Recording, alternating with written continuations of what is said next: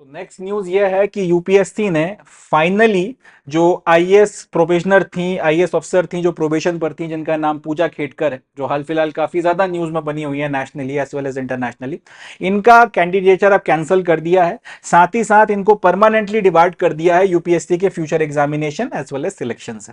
जैसा कि आप सब लोग जानते हैं, सब लोगों को पता भी है कि पूजा खेटकर काफी वक्त से न्यूज में है। इनके ऊपर इल्जाम लगा है कि इन्होंने डिसेबिलिटी का फर्जी सर्टिफिकेट बनवाकर रिजर्वेशन का फायदा लिया है डिसेबिलिटी कोटा में से, एंड उसकी मदद से आईएएस अफसर बनी है। तो उसके बाद से काफी ज्यादा चर्चा में थी, उसको लेकर फिर यूपीएससी ने अल्टीमेटली इन्वेस्टिगेशन किया। इन्वेस्टिगेशन में पाया गया कि ये दोषी हैं एंड फाइनली अब इनका कैंडिडेचर कैंसिल किया गया है। अब इनको आईएएस ऑफिसर नहीं माना जाएगा। कई लोग ये बोल रहे हैं कि पूजा खेटकर साहब, मैडम जो है साहिबा, इनको टर्मिनेट कर दिया गया है। इनको टर्मिनेट इसलिए नहीं किया जा सकता क्योंकि एक्चुअल में सर्विस में ये अभी तक आई नहीं थी, ये अभी प्रोबेशन पर चल रही थी। ये बात इंपॉर्टेंट है, याद रखिएगा। प्रोबेशन पर होना एक अलग चीज होती है, इसमें आपको हटाया जा सकता है, सर्विस से निकाला जा सकता है। प्रोबेशन खत्म होने के बाद में आप जब सर्विस में आप परमानेंटली आ जाते हैं, उसके बाद फिर आपका टर्मिनेशन होता है। तो टर्मिनेट तो नहीं किया गया इनको, ये प्रोबेशन पर थी। प्रोबेशन खत्म होने के पहले इनको जो आईएएस ऑफिसर का प्रोबेशन था उससे फाइनली रिमूव कर दिया गया है। इनसे इनका कैंडिडेचर जो है ले लिया गया है। अब ये आईएएस नहीं है। साथ ही साथ यूपीएससी की किसी भी फ्यूचर परीक्षा में अब ये नहीं बैठ सकती। अब इनका कोई अगर बैठ गई गलती से फिर कुछ फर्जीवाड़ा कर तो फिर फाइनली जब पकड़ाएंगे कि ये मैडम पूजा खेटकर हैं, जिनका पुराना इतिहास बड़ा गरिमामय है, इन दैट कंडीशन इनको सिलेक्शन नहीं दिया जाएगा। अब सवाल उठता है कि यूपीएससी ने आखिर ये क्यों किया है। तो इसका जवाब यह है कि मैडम खेटकर यूपीएससी क्लियर करी थी 2022 में।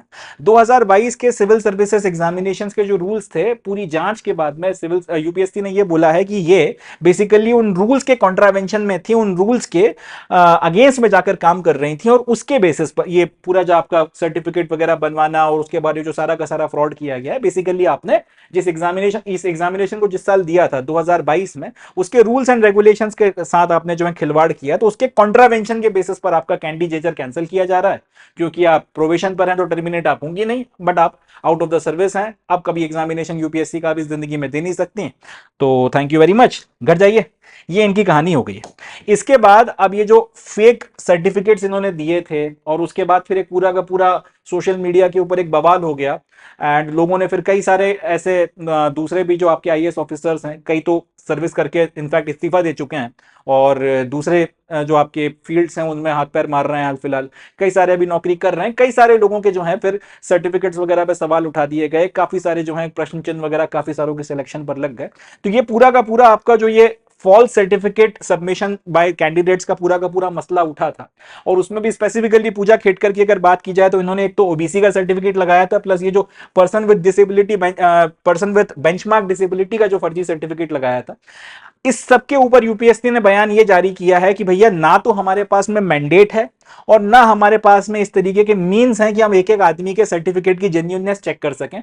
अगर कंपिटेंट अथॉरिटी ने सर्टिफिकेट इशू किया है तो फिर हम लोग मानकर चलते हैं कि वो जेन्युइन होगा। हजारों बच्चे जो हैं वो कैंडिडेट आपके सर्टिफिकेट सबमिट करते हैं, हम एक एक को चेक नहीं कर सकते। अब कहीं ना कहीं इस बात को लेकर यूपीएससी की भी जो है अच्छी खासी आप कह सकते हैं कि क्रिटिसिज्म किया जा रहा है। यूपीएससी का भी अच्छा खासा क्रिटिसिज्म इस बात को लेकर हो रहा है कि भैया इतना इंपॉर्टेंट एग्जामिनेशन है, उसके लिए तुम जो है पूरी की पूरी परीक्षा करवा रहे हो, और तुम ये कह रहे हो कि तुम्हारे पास में ना तो इतने ज्यादा तुम्हारे पास में मैंडेट नहीं है एक तो, और दूसरा तुम्हारे पास में ऐसे रिसोर्सेज भी नहीं है कि तुम उठा के जेन्युइननेस जो है चेक कर सको।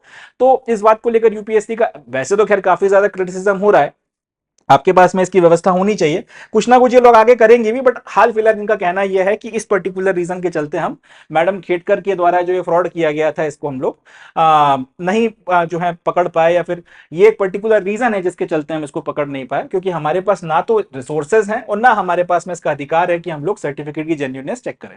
हम सिर्फ ये बोलते हैं कि फलाने फलाने सर्टिफिकेट्स आपकी फलानी फलानी अथॉरिटी के द्वारा इशू किए होने चाहिए।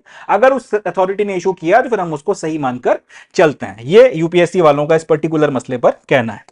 आगे इनका यह कहना है, अब अच्छा ये पूजा खेटकर का जो पूरा केस हुआ था, आखिर ये लोगों की नजरों में आया कैसे, इसको भी डिस्कस करना बड़ा जरूरी है।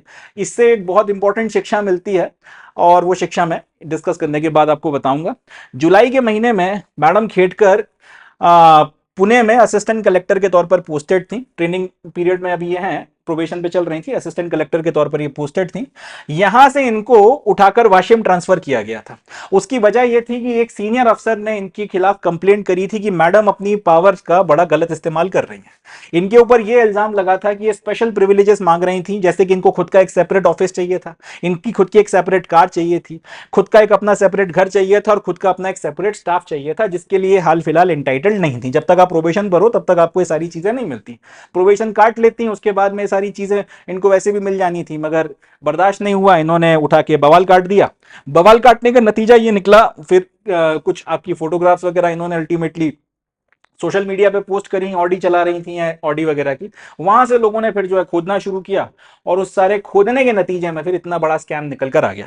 इससे दो बातें पता चलती हैं, एक तो इंसान को शो ऑफ नहीं करना चाहिए, दूसरा ये कि अगर आप कहीं पर गलत तरीके से या गलत मीन्स का इस्तेमाल भी कर कर घुसे हो तो, या नहीं भी घुसे हो तो भी इंसान को हम्बल रहना चाहिए। शोबाजी में आपकी पूरी जिंदगी बर्बाद हो सकती है, लंका लग सकती है, इसका अंदाजा आपको रहना चाहिए। मुंह बंद रखकर अगर अपना काम करती, फ्रॉड करके भी घुसी थी, मैं नहीं बोलता कि अच्छी चीज थी बुरी चीज थी, मैं उसमें जाता ही नहीं। मेरा कहना यह है कि आप किसी भी तरह से सर्विस में घुस गई, फ्रॉड करके घुसी हो, मगर आप ये शोबाजी ना करती, सुकून से अपना जो है प्रोबेशन काटती, अपनी नॉर्मल जिंदगी काट लेती, किसी को शायद पता भी ना चलता। मगर वही होता है ना कि अल्टीमेटली जब पाप का घड़ा भर जाता है तो फाइनली फिर आपको उसका कंसिक्वेंसेस बर्दाश्त करना पड़ता है। वो इनके साथ में हुआ।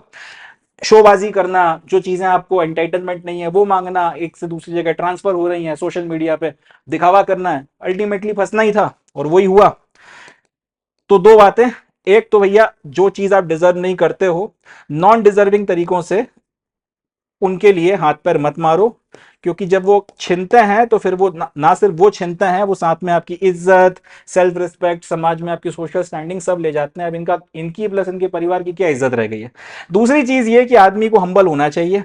अगर हम्बल नहीं हो, ह्यूमिलिटी ना हो, शोबाजी करे, शो ऑफ करे, लोगों को जलाए, दिखावा करे, सारी चीजें करे, तो वो कई बार वो जूता आपके मुंह पर आके पड़ता है और इतना बुरा पड़ता है कि फिर उसके कंसिक्वेंसेस बड़े भयानक होते हैं। ये अपने को मैडम खेड़कर के केस से समझ में आता है। साथ ही साथ यूपीएससी वालों का ये भी कहना है कि इन्होंने अपनी जो ये आइडेंटिटी है इसमें कई सारे चेंजेस किए थे। 2012 से पेपर दे रही थी, 7-8 बार ये पेपर दे चुकी थी। अब यूपीएससी का कहना यह है कि इनको जो नंबर ऑफ परमिसिबल अटेम्प्ट्स थे, ये उससे ज्यादा अटेम्प्ट्स इसलिए यूपीएससी की परीक्षा में दे पाई क्योंकि ये हर बार अपना, ना सिर्फ अपना नाम चेंज करती थी, अपने जो भी सर्टिफिकेट्स थे उसमें अपने माता पिता के नाम को भी चेंज कर देती थी। इससे होता यह था कि सिस्टम पकड़ नहीं पा रहा था कि यार ये कैंडिडेट वही कैंडिडेट है जो इसके पहले किसी और नाम से आया है। आप अपना नाम चेंज कर दो, माता पिता का नाम मत चेंज करो, डेट ऑफ बर्थ मत चेंज करो, इन दैट कंडीशन यूपीएससी पकड़ लेगी। आप अपने नाम के साथ में कुछ खिलवाड़ करोगे थोड़ा बहुत में, बट डेट ऑफ बर्थ के साथ में थोड़ा बहुत खिलवाड़ करोगे, मगर पेरेंट्स के नाम के साथ में अगर खिलवाड़ नहीं करोगे तो पकड़ लेगी। यहां पर इनके साथ में केस यह है कि उन्होंने ना सिर्फ अपना नाम चेंज किया है, बट साथ ही साथ उन्होंने अपने माता का, अपने पिता का नाम भी जो है बदला। इससे सिस्टम जो है पकड़ नहीं पाया और उसके चलते ये जितने इनको अटेम्प्ट्स मिलने चाहिए थे उससे ज्यादा अटेम्प्ट्स इन्होंने लिए और उसकी मदद से इन्होंने इतना बड़ा नाटक करवा दिया। इसके बाद में हालांकि कमीशन ने किया यह है कि लगभग 2009 से लेकर 2022-23 तक के बीच में लगभग 15,000 कैंडिडेट्स जिनको यूपीएससी ने रिकमेंड किया था, जिन्होंने भी सर्टिफिकेट लगाए थे, उन सबके सर्टिफिकेट्स को फिर से चेक किया गया है कि किसी और ने इस तरीके का फ्रॉड नहीं कर मारा हमारे साथ में।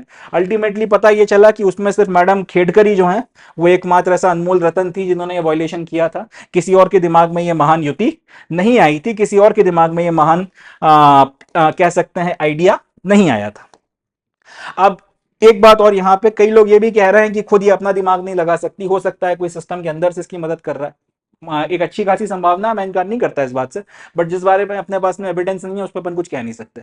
ये जरूर समझ में आता है यहां से कि इस तरीके की हरकत अगर कोई आदमी कर रहा है और इंडिकेट, और वो बकायदा समझते हुए कर रहा है कि भैया इससे अपने को ये फायदा मिलेगा, इससे यूपीएससी पकड़ नहीं पाएगी, तो कहीं ना कहीं ये क्लियर कट एक इंडिकेशन है कि कोई ना कोई इनकी मदद तो कर रहा था, बट फिर ऑब्वियसली अंदर से मदद कर रहा था जिसको पता था कि सिस्टम को कैसे फूल किया जाता है। इसके बाद में अब वे फॉरवर्ड यह है कि यूपीएससी अपने स्टैंडर्ड ऑपरेटिंग प्रोसीजर्स में कुछ बदलाव कर रही है, क्योंकि ये लोग पकड़ नहीं पाए कि यार आपके नंबर ऑफ अटेम्प्ट्स जो है इस आदमी के खत्म हो गए, उसके बाद में भी जो है ये बढ़ रहा है। सिर्फ इसलिए आप नहीं पकड़ पाए क्योंकि उसके ना सिर्फ उसने अपने पेरेंट्स का नाम भी बदल दिया था और बाकी काफी ज्यादा फजिंग वगैरह करी थी। अब ये एक लूप होल जो है क्योंकि निकल कर आया है, तो इस लूप होल को अब पाटने के लिए, इस लूप होल को भरने के लिए यूपीएससी अपने स्टैंडर्ड ऑपरेटिंग प्रोसीजर वगैरह को इन फ्यूचर ठीक कर रही है। तो ये जो है कुछ बातें यहां से निकल कर आती हैं और इससे यही समझ में आता है कि आदमी को ईमानदार ईमानदारी से काम करना चाहिए, मेहनत से काम करना चाहिए। जिसको आप डिजर्व नहीं करते उसे क्लेम ना करें। दम लगाकर अपनी क्षमता के बेसिस पर अगर पेपर निकलता है ठीक है, नहीं तो कुछ और करिए। जिंदगी सिर्फ यूपीएससी का एग्जाम नहीं है, उससे बहुत ज्यादा बड़ी है। और अगर इस तरीके की हरकतें करते हैं तो फिर जिंदगी भर आप डर में रहेंगे कि कहीं हम ना पकड़े जाएं, अगले पूजा भेंट कर हम ना हो जाएं। और अगर पकड़े गए तो फिर जीवन जितना भी फिर उसके बाद में रहता है उसमें शर्म और लानत में आपको काटना पड़ता है। सो दैट इज वाई कई लोग कहते हैं honesty is the best policy. Indeed it is the best policy and one must abide by the rules of honesty in living is life. तो इसी नोट पे ये न्यूज भी खत्म होती है। अब बढ़ते हैं नेक्स्ट न्यूज की तरफ, देखते हैं सर।